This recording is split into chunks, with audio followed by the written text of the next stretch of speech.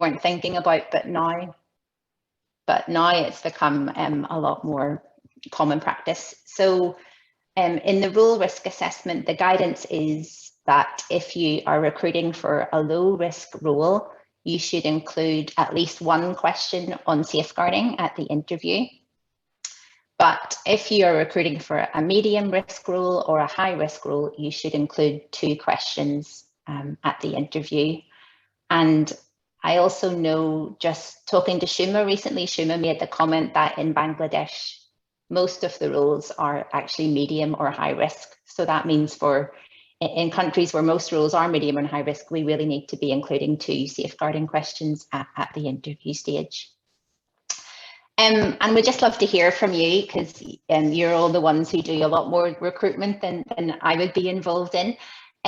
So just, is there any questions that you've been able to ask at interview around safeguarding that you think have been helpful and have been useful to include?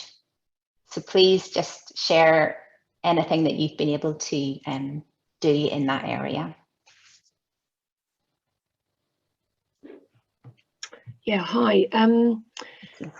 When I ask safeguarding questions, I always set the scene about the fact that, you know, we're working with vulnerable adults and children, both, you know, in our programs and when we fundraise in the UK, etc.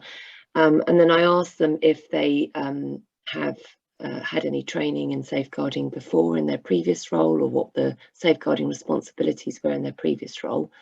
And sometimes then they will talk about the responsibilities they might have had at their in their church. But that's a good one, sort of just a really good general question.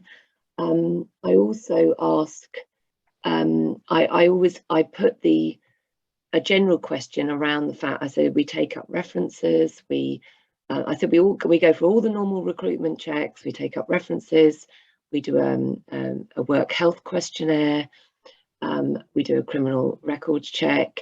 Are you comfortable with these processes? And that way, that I find is an opportunity for them to say, no, I'm not comfortable because I need to tell you about this, or yes, I am comfortable, or whatever. So it just gives the candidate an opportunity to just bring anything to the interview that would be helpful, I think. And as I said, I put the criminal offence bit in with sort of other things as part of the HR processes that I'm going to do if they're successful. And then I try and, depending on the risk of the role, I would try and put a safeguarding question in that perhaps relates directly to the role. So if it's you know, specifically to do with you know, a research role or to do with data, I'll ask them a safeguarding question that's specific to do with how they might keep data safe, that's that's related to individuals or of a sensitive nature. So I'll try and do one that's related directly to the role. Thank you, Arminda. That's really, really helpful, actually. If possible, could you maybe just type those questions in the chat as well, so that we can reference them later? They were really good. I'll have to find them and then I'll send them to you, definitely. Yeah, they were really good. Yeah, I've got not in one particular place. I'll have to go and have a look. Yeah. Brilliant. Thank you so much. And I think it looks like Ethiopia at interview, they ask people or candidates, do you have exposure on safeguarding policies? Have you had any issues? How do you report? So that's another good question to include. Anyone else from experience this year of what they've been able to include? Yeah, we include similar things to, as Arminda said, you know, we talk about the fact that we're going to carry out a police check and maybe working with children's check and make sure that they're happy with that. You know, in relation to sort of the role-related questions for our customer service officers who are speaking to donors a lot, we ask if they've had any dealings with engaging with vulnerable people, because, you know, explain the fact that a lot of our donors are more mature and potentially could be vulnerable, and what experience do they have with engaging with that type of person. For our marketing people, we talk about or ask them questions about things that they need to consider in the use of of images and when they're telling people stories, and just to engage them on what their understanding is with that. And for some of our programs roles, which would be more of a high risk roles, we actually have scenario based questions. So we say, if this kind of situation happened, what would you do and how would you react? And then that's a really good way to actually get people to talk through exactly what they would do or what they would see the important things to be in that kind of situation. So I find, yeah, scenario based questions can be really good for that kind of thing. Yeah, thank you so much, Nerida. We might also ask if you can just type those up, because I think maybe we can start to just make a list of questions that are useful. And I think it's really good the way both of you have adapted the questions also to specific roles. So to think about programs roles or marketing roles or fundraising roles and the different needs for that. So thank you. Doris, would you like to share? Yes, Jane. In our case, I think first we just ask if the candidate have experience of working with vulnerable people, and then we go to case study. Time to time, we give a case study, and we try to give example of working with children and vulnerable people. And we can see how he think about taking photos, photo if he somebody or himself can take photo, and he can think and tell to you what is the right thing to do, and then we see if he knows safeguarding or no. And also taking photo and working with give to give work to children. You see, if somebody can give a task to children instead of going to school and children work. Yeah, we gave a kind of example, and being alone with a woman, and we can see how is how come he can give you an answer. And then we see if he know some safeguarding or he don't know. Yeah, so we go with a case study. We think that it's the good way to know if the person know or have some safeguarding knowledge or no. Yeah, brilliant. Thank you, Doris. So also in Congo, a lot of use of case studies, which is really, really good. And also Babette had suggested a question to ask the candidate, what do they think when they hear that TLM has zero tolerance? So also good just to open up the conversation around safeguarding with candidates at interview. So thank you for that, and thank you, P&G. We'd love to have anybody who's got good safeguarding questions, please do share with us, because they're really, really useful. Okay, so on the next slide, we just had very briefly shared some example questions here. These are kind of very much the standard kind of basic ones that would really suit any interview. They're quite generic. So I guess a good question to ask the candidate is if they can describe the key aspects of TLM safeguarding policy and procedures, assuming that you have already given it to them before the interview to read. And I know that's a good way to check their understanding. And I think it was Ichaya shared that they had good experience of using that in Niger, because it quickly showed which candidates had prepared by reading the material and which candidates had not done the reading. A really great question is to ask about the code of conduct, and if there's anything that the candidate would like to know about it or would like to ask about it, because the code of conduct really does go into a lot of detail. So you could probably have quite a good conversation about that. A more generic question is, what do you think makes a workplace safe? That would be interesting to hear different people's perspectives, and especially maybe if it was people who are more in a field or community role, to ask them how would they make their role safe. And then the last one is just about, tell us what you've done in the last 12 months to improve child or vulnerable adult protection in your workplace or in your role. So again, some examples. Great, thank you. Okay.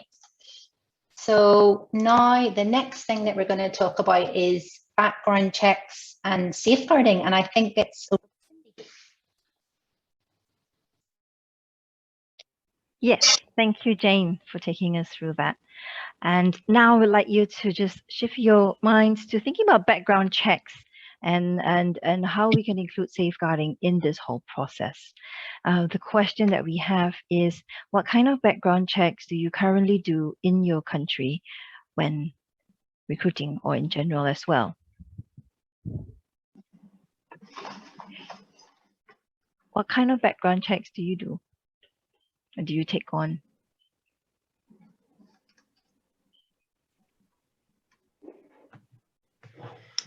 Well, we take up 2 references. That has to be the previous employer has to be one of them. And then we take up another reference, which might be a church reference, or it might be a previous employer, depending on what the candidate's able to provide. We also undertake a DBS, so depending on the role, will be a criminal records check. Sorry, that's a UK criminal records check. So depending on the role will depend on what level of check that we're able to do. So depending on the exposure of the role to working with children and vulnerable adults, whether that's in a UK setting, in fundraising, or whether they're going to travel overseas to see our work, will depend on what level of check that I can do.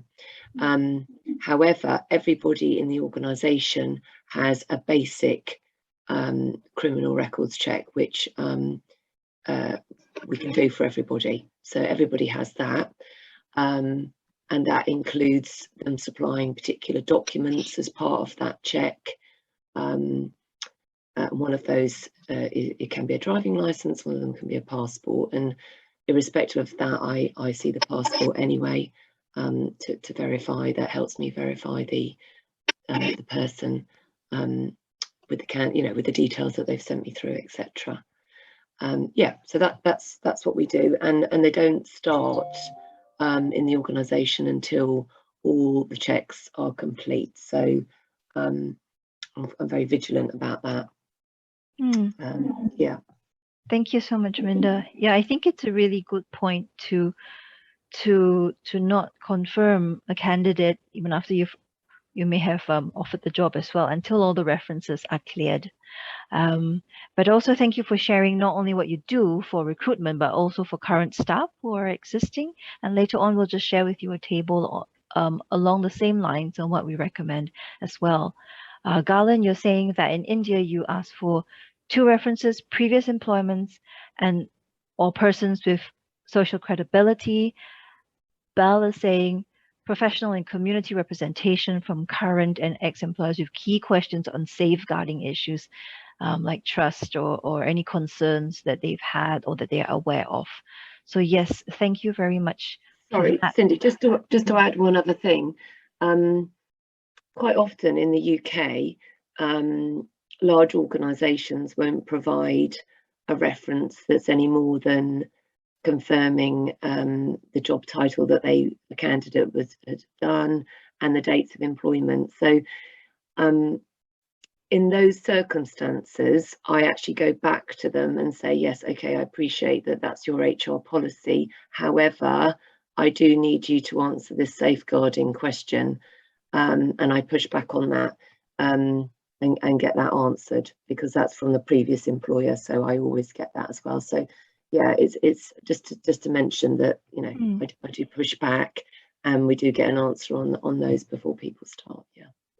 I think that's a good tip. Thank you for doing that, because sometimes we can just stop there as well, or say, oh dear, they've said no, then what do we do? But it's good to hear your experience on pushing back and actually getting answers on that. That's really helpful.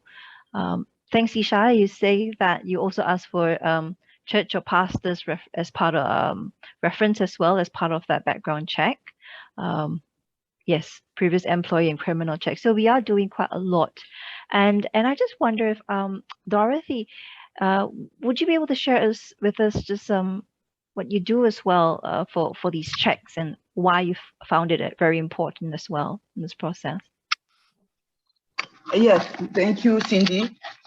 In DR Congo, I think what the others say, we first of all ask the criminal check, police check, but it's not very easy to take it because can to can, but some can take. Some provinces can take it easily, but some where they cannot take it, we just ask to do a self-declaration, and also because of abuse, also we also ask for the church check, and we just ask if he can give us a recommendation from the pastor or the priest where he's a believer. So the church check, and also references. For the references, we even go and see the person. If you cannot call, we go and see the person. The former employee, the previous employee, also we check with the previous employee, and those are the kind of check we do in Congo. Yeah. Thank you. I think you said going to see the person and maybe interview the person as well, you know, in order to fill in the checks. And I know Yes. some of us do it through telephone call as well. Especially sometimes in some places there isn't a direct contact email, or you have to postal. That's a bit slower, so we directly phone call to verify some of the information as well. So thank you, Mama Doris, for that. Thank you. Welcome. Cindy, I'm just wondering, there's a question from Jabreen. Maybe would it be possible, Doris, I'm just thinking, could you very, very quickly just translate this area that we're talking about into French, just for like 1 minute, so that Jabreen can understand it?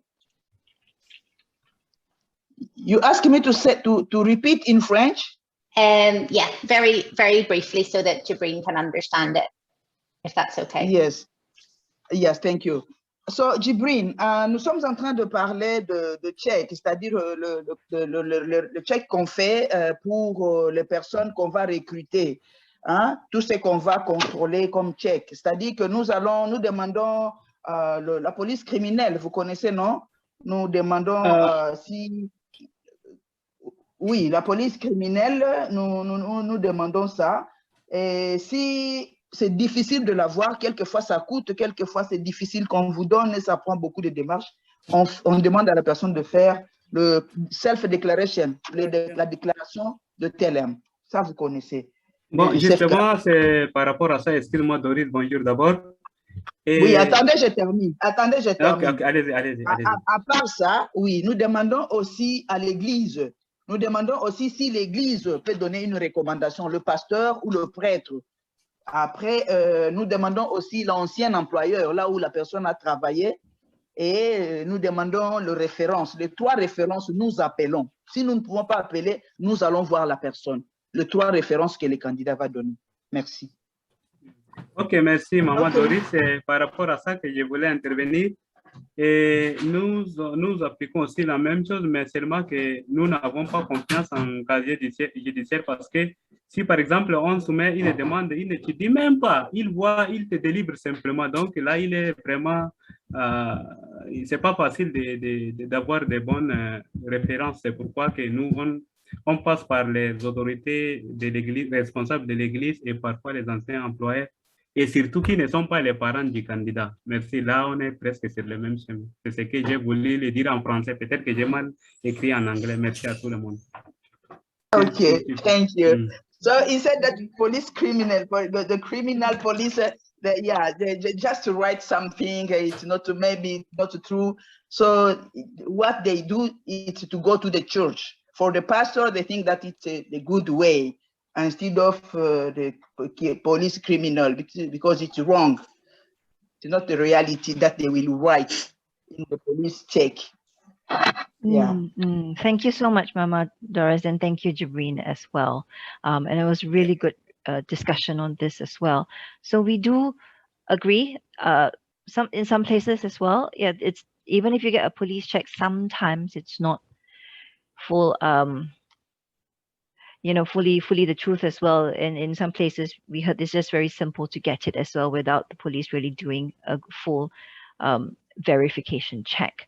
So there are different ways, and we hope that we will use all of these ways as well to check through for professional references, personal references, church references, ID, as Aminda was saying earlier, she checked passports as well. Or any ID cards that people have, their proof of right to work in the country, police checks or official checks if there are, educational certificates, even checking sometimes on social media if they have listed that as well, and to check, because sometimes you can see, for example, in some of social media, LinkedIn, you can see as well what they've worked in their profile. I'm just going to move us along. And to share with you this table that I said that we would show. So this table is actually on glass cubes in the HR Hub. And what we are recommending, you can see on the blue column, all the different types of check that I listed before in the table. And in the second two columns, you can see that for new staff, we want to be able to do all of these checks. And then for current or existing staff, we also do want to make sure that we do some of these checks. But we do know that it's quite difficult. Some of our staff have been around for over 30 years as well, but we do want to check. We have recommendations there. We don't expect you to see all of it in one go, but we will share the links again with you to be able to check this through to see if you've been able to do it. And again, if you need any help or any clarification, please do contact Jane and myself as well, and we can go through this. Okay, we're going to move us on as well. How have you included, the question is, how have you included safeguarding in a reference request? So when we are writing to church pastors or personal references or previous employers, what kinds of questions have you asked, or how have you included this as well? I think Aminda gave us an example earlier. Just wondering if you have other questions that you might put in, or you have already put in before.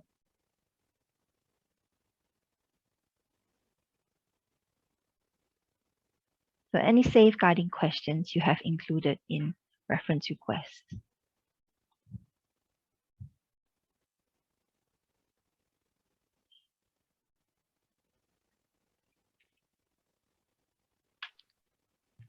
Yeah, the question I ask is, again, I sort of set the scene that, the nature of the work that we do, that we, we work with vulnerable adults and children overseas and also in the UK.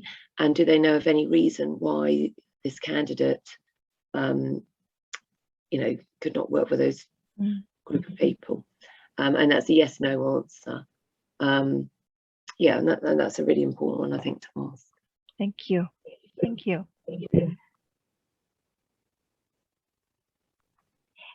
Any other examples? Yeah.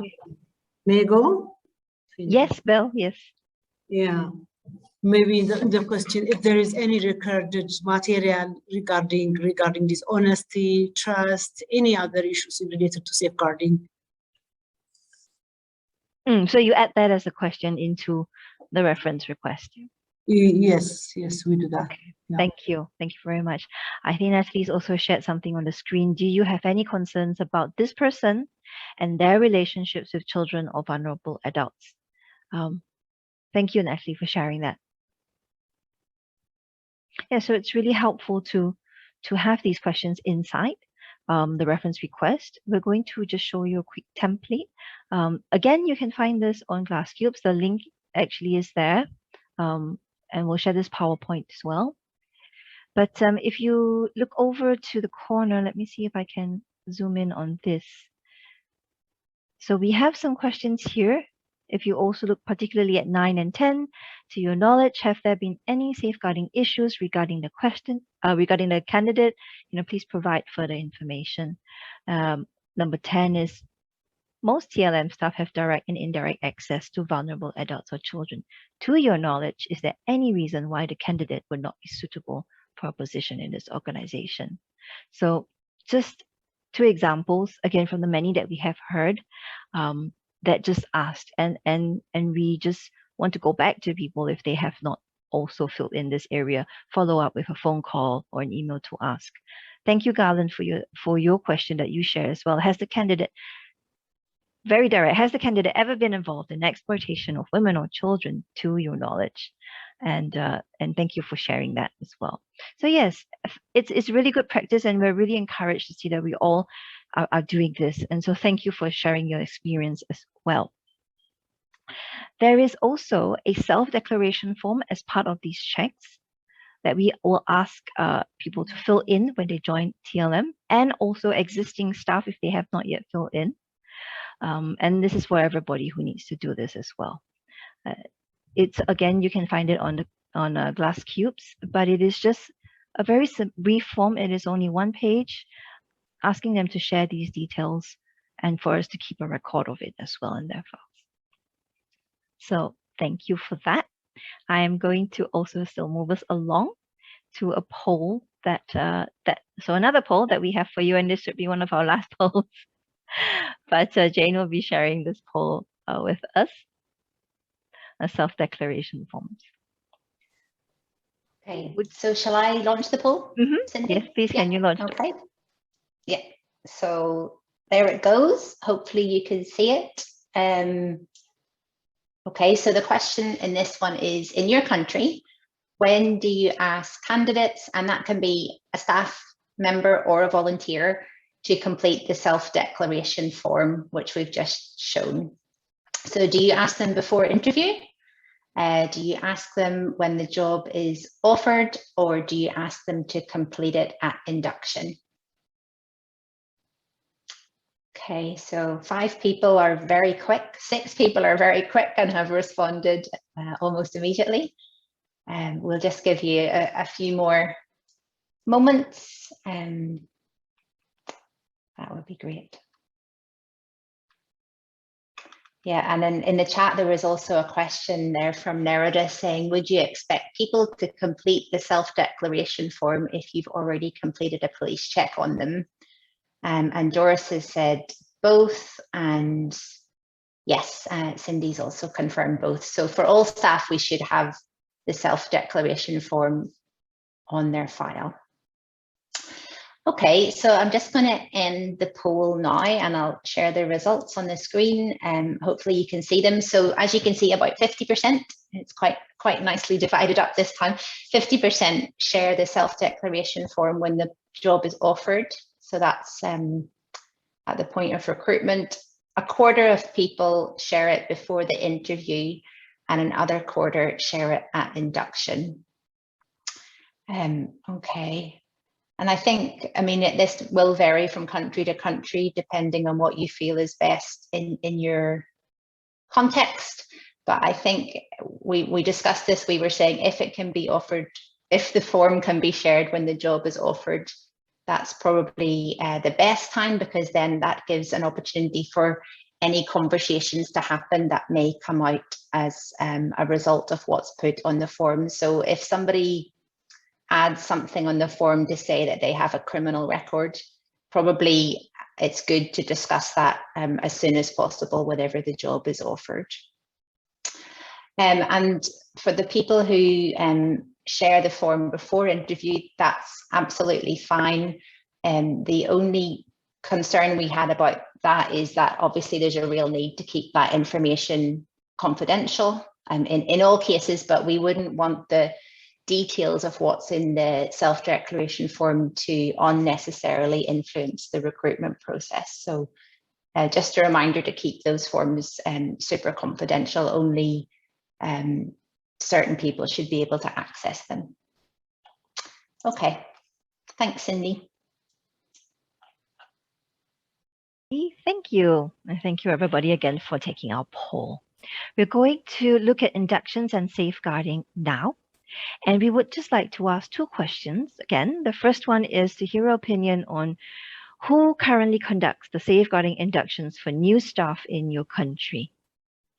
So who would that be ideally? Line managers, the DSL, deputy DSL, yourselves in HR? Who currently conducts? So in Bangladesh, you're saying the DSL. Thank you, Suma. Thank you. Thank you, Say HR or DSL. Many people are saying the DSL and the DSL/HR if you do share the same role. Indeed, many of us do. Okay, thank you. Thank you, Bellamino, as well. The second question is, what is included in the safeguarding induction in your country? What is included in the safeguarding induction in your country? So what do you cover? Thank you for all the responses that have been coming in. Some also include line managers in the whole process. But what is included in safeguarding induction? There might be many, many things, but what are some of the key things for you? Thanks, Natalie. The policy, the procedures, the code of conduct, all aspects of their work. Thanks, Belle. Expectations that we have of the role in relation to safeguarding, policy discussions. Definitely. Thank you.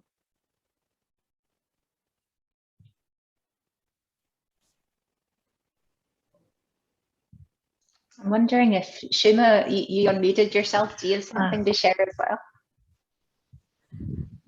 Yeah, try to cover overall safeguarding policy, practices, and procedure, and also ensure code of conduct is signed right after the orientation.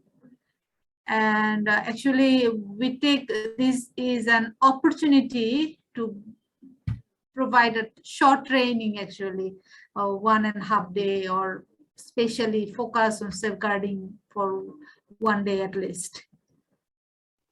Thank you, Suma. That sounds comprehensive as well. Just having that time to really go into training of the full aspects of safeguarding when you do this recruitment.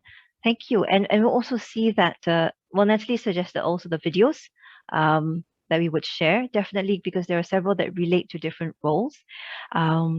Yes, and then there's general things that we do share as well, and the safety of staff in any incident, the role and responsibility of the organization, and the duty of staff. So thank you. There are many things that we do, and looking at both of that, you know, role specific and also general, we do want to share with you that we do have templates. Again, sort of like a checklist that you can cover, and this is just a section of it.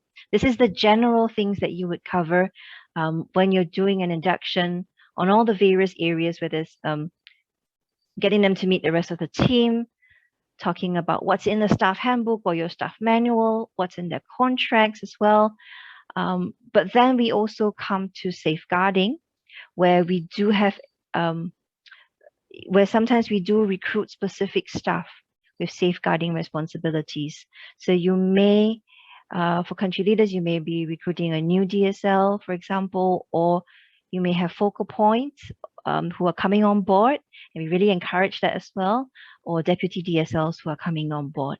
And there's actually a special template that we've put to help, just to help you remember, and another checklist on what might need to be covered for these staff with very specific safeguarding responsibilities as well.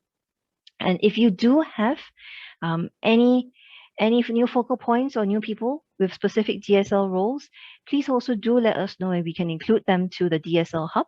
We can add them there, and then they can have access to everyone, to all the details and the videos which are there as well. I think I'm just going to pause here for a little while, not to put Julia in a spot, but to just ask Julia, is there anything we might have, or would you like to add, you know, in terms of inductions or, yeah, new staff with safeguarding responsibilities, this process? Yeah, thanks, Cindy. I think you've covered everything very comprehensively. I, at the moment, do the safeguarding inductions for new staff at England and Wales. and cover very much the things everybody's been saying. I think it's really important that people know really clearly what to do if they have any concern. So just to make sure they really know who is the DSL, who they should go to, and that they feel confident right from the beginning. And to cover the safeguarding basics so that we're on this, that we're sure that people understand what we're talking about when we're talking about safeguarding.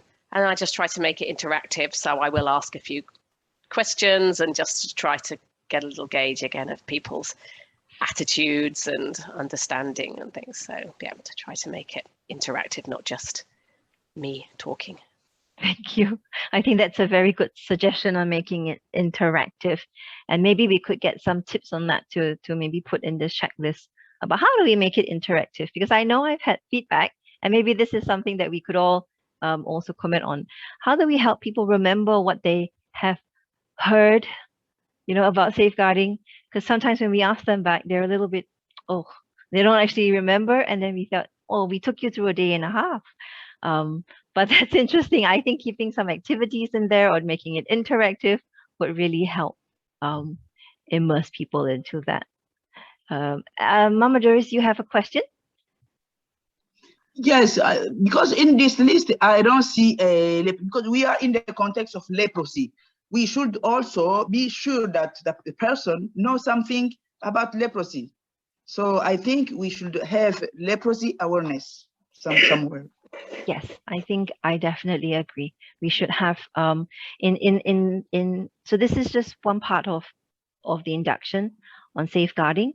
When we do that, when we talk about their roles within TLM, the general full HR, we should definitely have an induction on what is leprosy, what it means as well, and how it affects people and communities. I think that's really important. Thank you. Thank you also for pointing that out to us. Thank you, Mama Doris. Hi, Cindy. Yes. Hi, Natalie. Maybe you guys know, but some of them maybe don't know, but other people in International Office are working on a leprosy competencies checklist that's going to be connected to every job and their responsibilities as well. So just letting people know that that is coming. There's a whole lot of work being done on it at the moment. Yes. Thanks. Thank you. Thank you. Yes. So just to repeat what Natalie was saying, there is a document that will assess people, and then we'll see what level of leprosy knowledge they will need. And it's been put in a competency format so that it would help us as well in HR to recommend the right type of training and knowledge to give in leprosy. And it will be rolled out sometime. I'm not sure when, but when it does, you will definitely be hearing from us about it as well.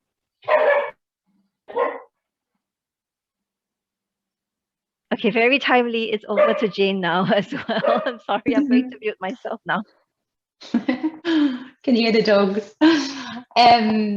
Yeah, we've got about 20 minutes left together, and thanks so much for all your participation so far, because we know we're covering a lot, but it's so good that it's almost really great to hear from you guys so much. So thank you so much for taking part. We just wanted to talk briefly then about recruitment for senior positions, and maybe by that we mean senior leadership positions. So we just had another question for you all. We wondered, in your country, are recruitment processes for senior positions, so that would be like the country leader or perhaps board trustees or the board chair, are they transparent? Do you feel they are transparent? And as an HR representative, are you involved in the recruitment process for senior positions in your country?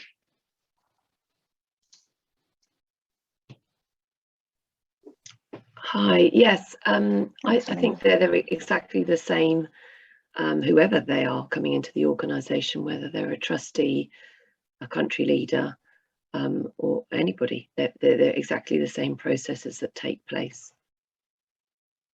Okay, thank you. So for board positions in England and Wales, how would you go about recruiting for that? Would it be the same process of advertising and shortlisting? Yes, it would be the same. It's the same process. sometimes applicants don't come direct from the advert, they come through networks, but they still apply for the job in the same way. That doesn't make any difference to the checks that I would carry out. I think the difficulty that probably we all have is when we're recruiting from overseas and therefore don't understand the systems of the country that we're recruiting from. So obviously in the UK, I know the systems, I know what I can do and what checks I can do. When I'm recruiting from overseas, then that's when it becomes much more tricky, because you end up, if you don't have a presence in that country, asking the candidate to help you with the process. And that's where I think it becomes quite difficult. But that's, on the risk assessment, it's very clear that we need to take up verbal references in those circumstances, and to do as many checks as we possibly can. But that's the tricky bit for me, is overseas recruitment and not having a presence in that country, and therefore struggling to get probably some of the checks done that I need to get done. Yeah, thank you, Arminda. Anyone else like to share about maybe their observations on this area about transparency in senior leadership recruitment? I know, Melvin, you had made a comment from India. You said that HR is not involved in board member selection or country leader selection. Would you like to share more about that, Melvin?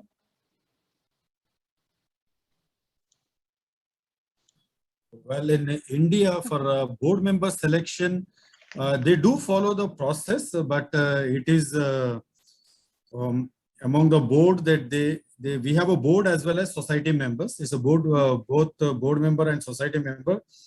They do take the call.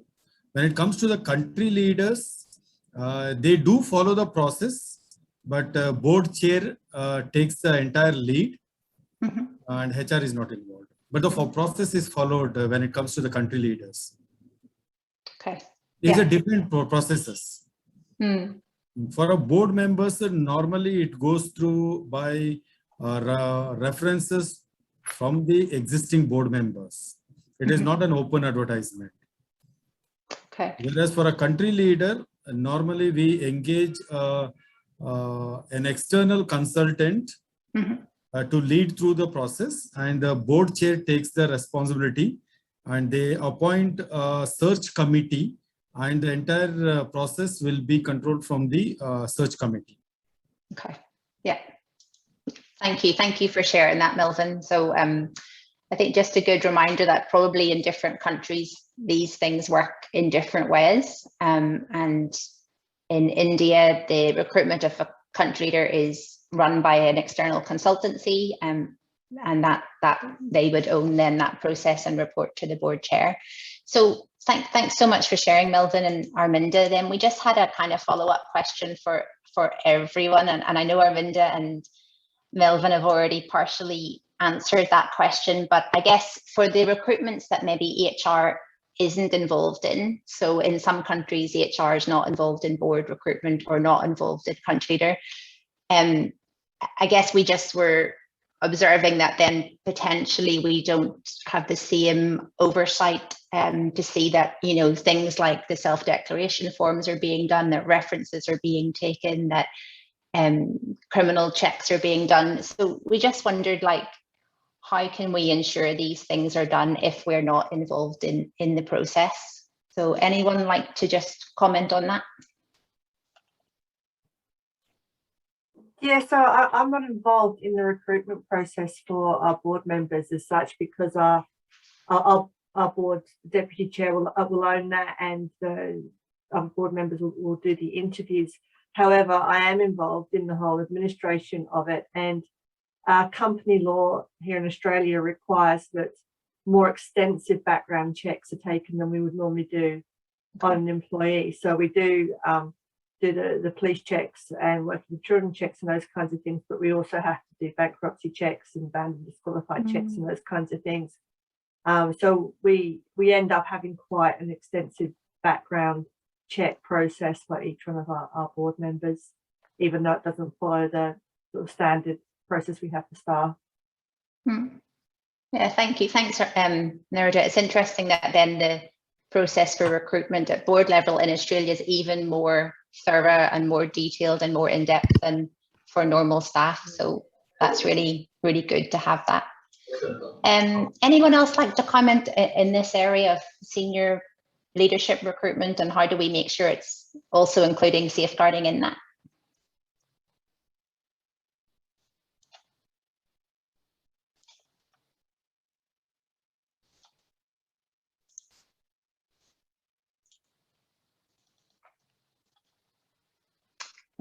Yeah, we've got a comment from Natalie saying policies and procedures are in place and guided by the TLM International Board and their safeguarding lead. Thank you. Yes, and Dorothy's also saying when there's no board in a country, the chair is HR. Yeah, so there would be coordination between the HR and external recruiters. Okay, yeah. Okay, so thank you everyone for thinking about that. I think it's an important area just to think about whenever it comes to your country, whenever you're looking for board members or country leaders, just how do we ensure that it's as safe as possible. Okay, we're getting close to the end. So we just wanted to share on the screen there, this is a safe recruitment audit that you can do for yourselves in your country just to check that you have everything in place that can make sure the process is as safe as possible. And most of these things we've already discussed today. So we just thought we'd put this slide in for you to refer to in the future and just check if there's anything that you're not sure about or anything that you want to start to put in place. Okay, so maybe you can have a little look at that now, and then if you're able to look at it again when we finish today. And if you have any questions about any of these things, do feel free to ask us. Okay, so last thing we're going to do today is just to share the other part of the video that was created for HR staff. So Cindy, if you're able to share that, that would be great. Okay, now just give me 1 second.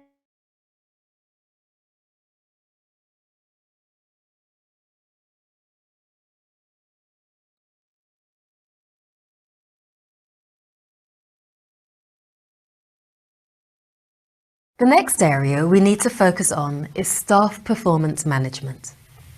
Safeguarding should be part of both appraisals and regular meetings between line managers and team members. The DSL can provide advice and support about how to do this effectively. If a line manager is concerned about the attitude or behaviour of a member of their team, they should discuss it with the DSL and HR.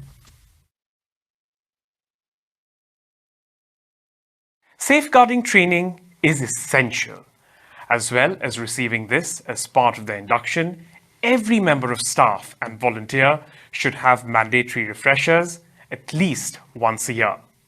Some roles, such as country leaders, board members, and safeguarding focal persons, will need additional training. DSLs or focal persons also need to provide safeguarding briefings for visitors, such as supporters, journalists or politicians, so they understand how they're expected to behave during their visit and if and when they're allowed to take photographs. They should sign a code of conduct. This is particularly important if visitors are likely to meet and interact with our beneficiaries.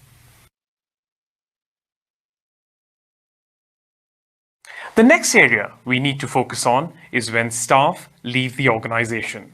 Staff exit interviews can be a useful opportunity to discuss people's experience of our organisational culture and areas where they think we could improve safeguarding. If there have been any concerns about someone's attitude or behaviour relating to safeguarding, they should be documented, and HR should take advice from the DSL when providing references for future employers.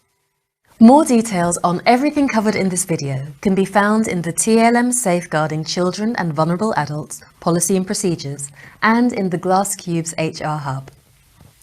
Thanks for your commitment and contribution in promoting the welfare of people we work with and protecting them from harm by practicing good HR.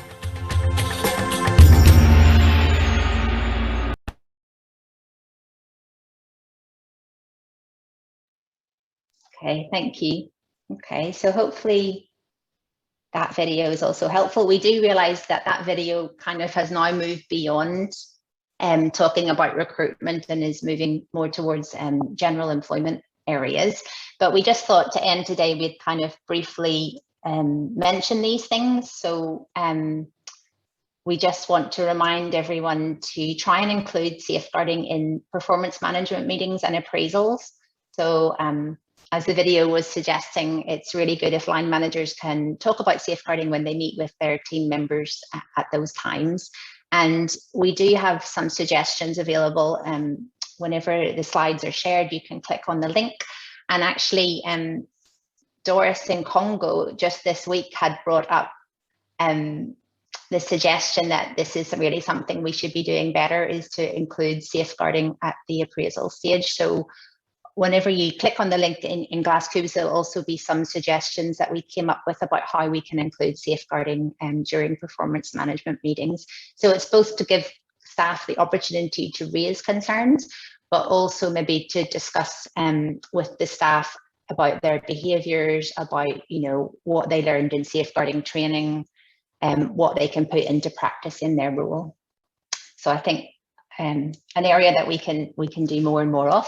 And then on the bottom bit of the slide, you can see a comment about visitors to TLM. So that was also mentioned in the video. And this is something that the DSLs have talked quite a lot about over the last few months. Is often in the leprosy mission, we receive visitors on a regular basis. So it could be, the visitor could be someone who's not TLM staff. So it could even be a cleaner, it could be a post-delivery person, it could be a photographer, a journalist, it could be a visiting member of government. There's a lot of visitors that are coming to the leprosy mission on a regular basis, and we really need to think about how we manage them. So there is more information about that on Glasscubes if you want to have a look at that after this meeting and think about that in your country. Okay, moving on then, the other thing that was shared in the video was about the importance of managing the exit interview or the exit process. And whenever someone leaves TLM, it's just a reminder that that is a good opportunity to ask them if they have any safeguarding concerns they want to raise before they leave. Maybe even to ask them if they have any suggestions before they leave about how we could do safeguarding better. But also just to double check that if there's been any allegations against the person or if they've been involved in an incident, we just need to really think through what we're going to record on their HR file so that there is a record of what happened and how it was responded to. And of course, if someone leaves, there still may be cases where even if they've left the organisation, we need to pursue things further. So if someone has been involved in a safeguarding incident and it wasn't fully investigated before the person leaves TLM, we still need to be able to pursue that investigation. So those are just some things to think about, and hopefully we'll have time at a later date to talk about those things more. But I think in orange is probably one of the most important reminders from this morning, is just in all of these things, please do work in partnership with your DSL. And I know for many of you, like Stacey and Doris and Shuma and Ichaya, like for a lot of people on this call, the HR person is also the DSL. So it's very easy to work in partnership with yourself. But in other countries where your DSL is somebody different, please do work closely with them. Okay, yeah, just to finish off the last couple of minutes of today, we just wanted to kind of check in with everybody and ask you all, like, what actions do you think you need to take as a result of today's workshop? So Like, is there things that you need to think about more? Are there things that you maybe need to put in place? Is there anything that you need support with, or is there anything that you just think, oh, that doesn't make sense to me, I need more help with that? So maybe we could just hear from a few people. It would be really great to hear from maybe 5 or 6 people, just if there's something you're going to do as a result of today's workshop. So maybe to make it kind of geographically fair, could we hear from a couple of people from Africa, a couple of people from Asia, and then a couple of people maybe from other parts of the world? Okay, so maybe a couple of people from Africa first.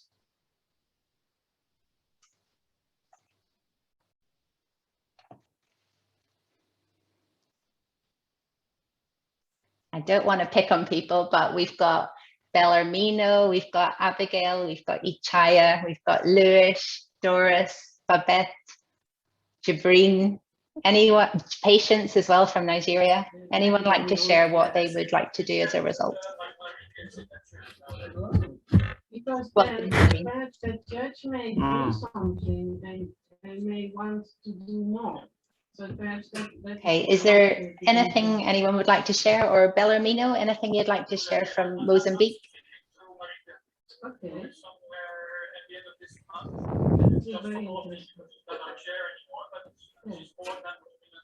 Yes, I heard. Yes, I heard. But that would be very interesting. So we can see you. We haven't been able to hear from you, but we're trusting that you'll be able to take something away from today's workshop and put it into action in Chad and Mozambique, in Niger, etc. What about then from Asian countries? So I'm thinking Bangladesh, Myanmar, India. Is there anything you'd like to share about what you maybe can do as a result of today's workshop?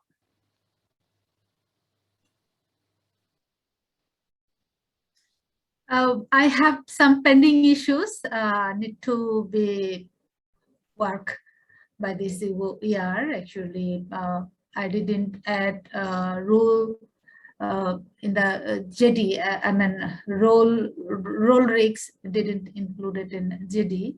So maybe after this workshop, I will work to add on it. Yeah, thank you, Shima. And we do recognise in Bangladesh, you know, there's almost 300 staff, so this is a big administrative exercise as well. And please don't feel bad about having things to do. We've all got a lot of things to do, so we're all kind of working through these things together. Thank you for sharing. And then maybe, so from Europe or from Australasia, would anyone like to share anything that they've taken away from this workshop? Yes. Neridia's wonderful spreadsheet. I'm going to have a go at using that. So that's going to be a great way of reminding what needs to be done when. So that's great. And also I'm going to look at the appraisal process and putting a question in there around safeguarding. And does anyone have any concerns? So that's just a good reminder once a year, as well as the refresher training, just to keep it in the front of everybody's minds. Yeah, thank you, Arminda. Thank you. Okay, and we've got a few comments in the chat. So I think Doris has made the suggestion about including safeguarding in employment contracts, and Garland has made a suggestion about role risk assessments. So what we'll do after this is we'll share the recording and we'll share the slides which have the links to all the relevant documents on them. But please do get in touch with us. Please either put something on the hub so that we can all support each other and work on these things together, or feel free to contact Cindy or me directly. But we just want to say a huge thank you. You know, it's only a year ago since we started talking about safeguarding in recruitment, and the progress that's been made is really quite amazing. And if you think we've got, you know, 1,500 staff around the world, this is a big exercise to do. So we really give big thanks to all of you who are working so hard on this. And we just are very happy to see that everyone's taken it on board so much. We also just want to give a special thanks to Julia, who joined us today, who is the Global Safeguarding Advisor, and Julia is also available to answer any questions that you have on kind of good safeguarding practices in general. So thank you so much, and yeah, we'll hopefully see you online again soon. Thank you. Thank you, everybody. Take care. Thank you. Bye-bye. Bye. Thank you. Thank you, everyone. Bye. Thank you. Bye-bye. Bye. Bye. Bye. Bye. Thank you, Ken. Thank Bye-bye. you, Cindy. No, thank you, Miley. Val. Bye. Thank you. Bye-bye. Bye. Bye.